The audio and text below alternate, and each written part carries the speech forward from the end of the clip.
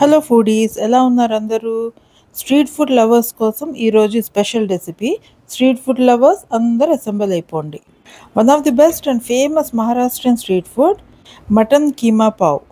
Mutton keema pav నచ్చని వాళ్ళు ఎవరు ఉంటారు చెప్పండి? సో అది ఈజీగా, టేస్టీగా, తక్కువ ఆయిల్ యూజ్ చేసుకుంటూ హెల్తీగా ఇంట్లోనే ఎలా ప్రిపేర్ చేసుకోవాలో చూసేద్దాం.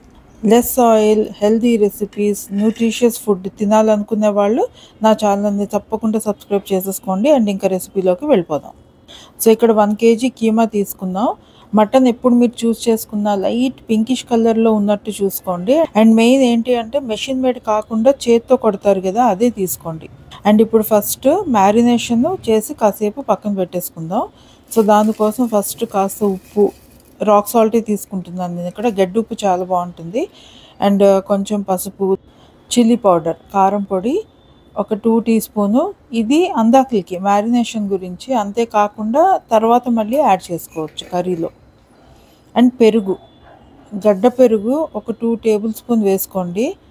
నీరుగా ఉన్నది వేసుకోవద్దు, ఇలా గట్టిగా ఉండాలి పెరుగు.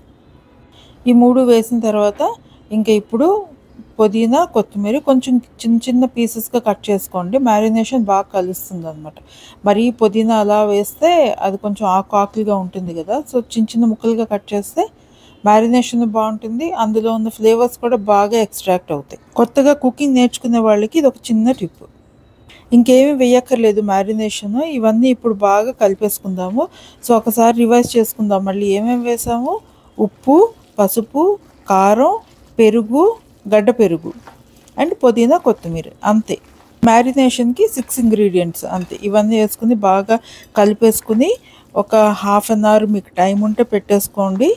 అవుతుంది ఒక హాఫ్ అన్ అవర్. ఈలోగా మనం ఆనియన్స్ ఇవి ఫ్రై చేసుకునే లోపల ఇది హాఫ్ అన్ అవర్ పట్టేస్తుంది కరెక్ట్గా.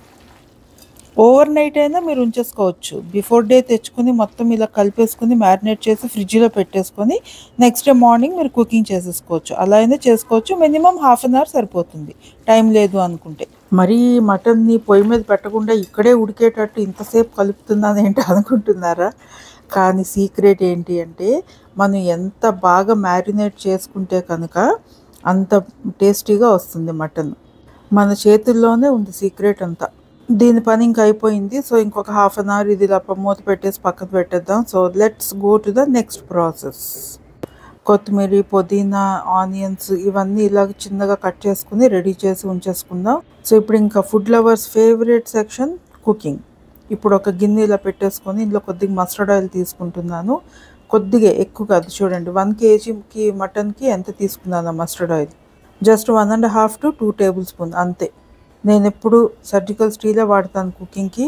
Aluminium and non sticks are not allowed in my kitchen. మీరు కూడా ఇవే ఫాలో అవ్వండి.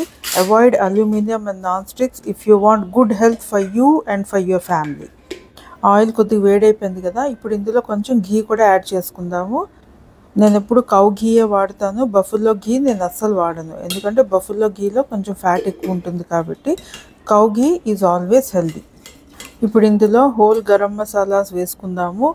ఇలాచీలు ఒక 3, సిన్నమన్ స్టిక్ కొంచెం, అండ్ స్టార్ పువ్వు అంటారు కదా అది ఒకటి, అండ్ క్లోవ్స్ ఒక 4 to 5 వేసుకుని అవి కొంచెం వేడైన తర్వాత ఇప్పుడు డైరెక్ట్గా ఇంకేమీ వద్దు, ఆనియన్స్ వేసేయండి. ఒక 2 ఆనియన్స్ తీసుకున్నాను నేను ఇక్కడ. సన్నగా కట్ చేసుకుంటే మనకి బాగుంటాయి, బాగా ఫ్రై అవుతాయి.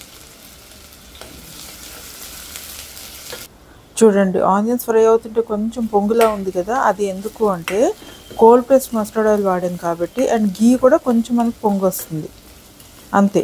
ఇవి ఆనియన్స్ బాగా ఫ్రై అయిన తర్వాత కొంచెం డార్కిష్ కలర్ అవ్వాలి. ఇదిగో ఈ కలర్ వస్తే సరిపోతుంది అనమాట. ఇప్పుడు ఆల్రెడీ మ్యారినేట్ చేసి ఉంచాం కదా మటన్, అది మొత్తం మటన్ అంతా ఇందులో వేసేద్దాం. మీరు గమనిస్తే ఇందులో నేను ఒక ఇంపార్టెంట్ ఇంగ్రీడియంట్ వేయలేదు. అదేంటో గుర్తుపట్టారా? తెలుసుకోండి. జింజర్ గార్లిక్ పేస్ట్, అల్లం వెల్లుల్లి పేస్ట్ ఇందులో వేయలేదు. అది తర్వాత మనం ఎలా చేద్దామో రిమైనింగ్ ప్రాసెస్లో మీకు తెలుస్తుంది. Continue watching.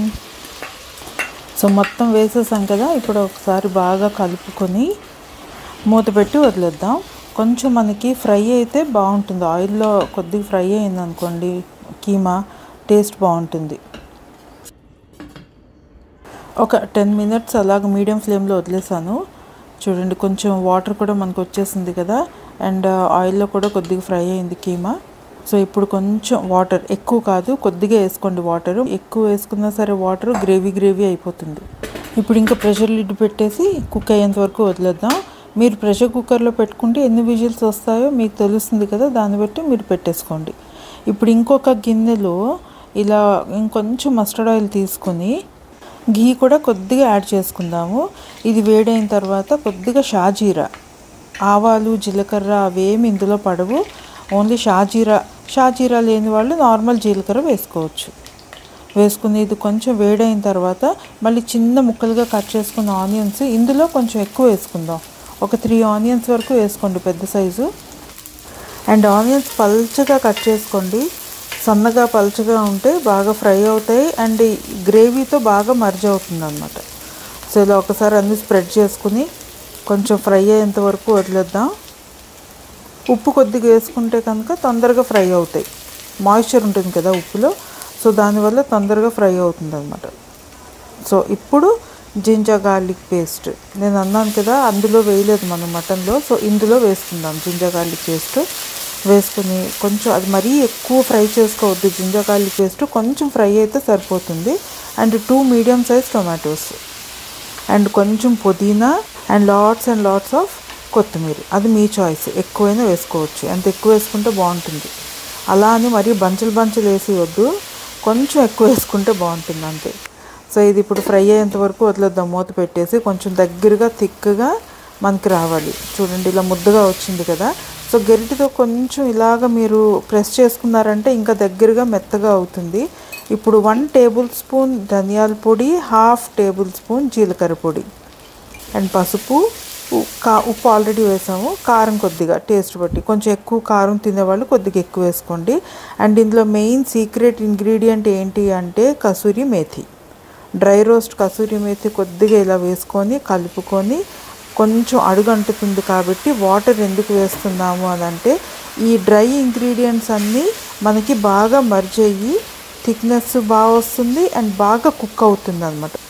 ఇలా కాసేపు వదిలేద్దాము థిక్గా, ఇంకా దగ్గరగా మాయిశ్చర్ అంతా పోయేంత వరకు కుక్ అవ్వనిద్దాం. చూసారు కదా ఇలా వచ్చేయాలి, అసలు వాటర్ లేదు, అలా అని పల్చగా లేదు, థిక్నెస్ సరిగ్గా సరిపోయింది. మటన్ లిడ్ ఓపెన్ చేసేద్దాం. వావ్, అయిపోయింది కదా. ఇందులో నేను 250 గ్రామ్స్ లివర్ కూడా వేసాను. సో కుక్ అయిపోయింది. ఇప్పుడు ఇది ఇలా తీసుకెళ్ళి ఆ గ్రేవీలో వేసేసుకోండి. వేసుకొని ఇంకా ఇది వాటర్ పోయేంత వరకు అలాగా కలుపుతూ దగ్గరగా చేసుకోవాలి. ఇది మీడియం ఫ్లేమ్లోనే పెట్టి కుక్ చేసుకోవచ్చు. కసూరి మేథి వేసాం కదా, దాని కలర్ అన్నమాట గ్రీనిష్ కలర్ కనిపిస్తుంది మనకి.